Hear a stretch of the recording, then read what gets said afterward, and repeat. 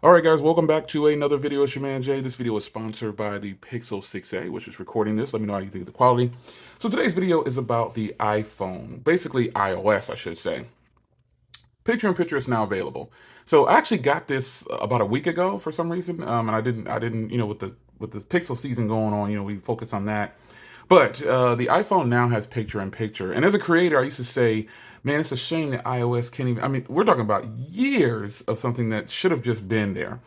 But picture-in-picture on YouTube, to be specific, this is something that was non-existent on iPhones, and we're just now hitting 2022, and we have the feature now.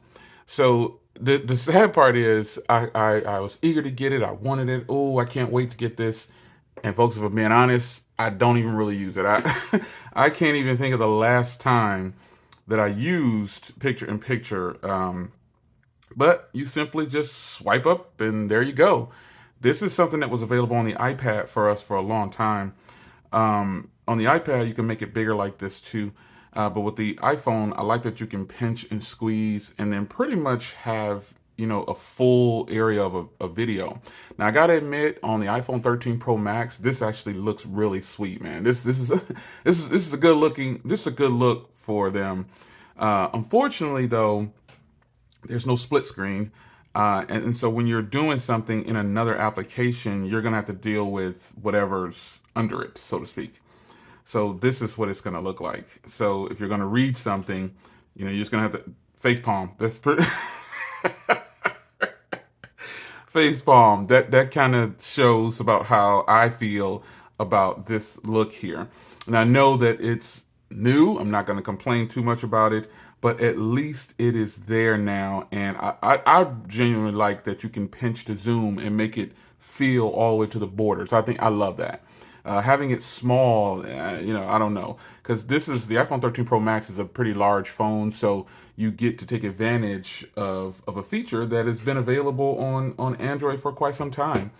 And I think a lot of Android users will make fun of Apple users, but the fact of the matter is, this is just how Apple did it.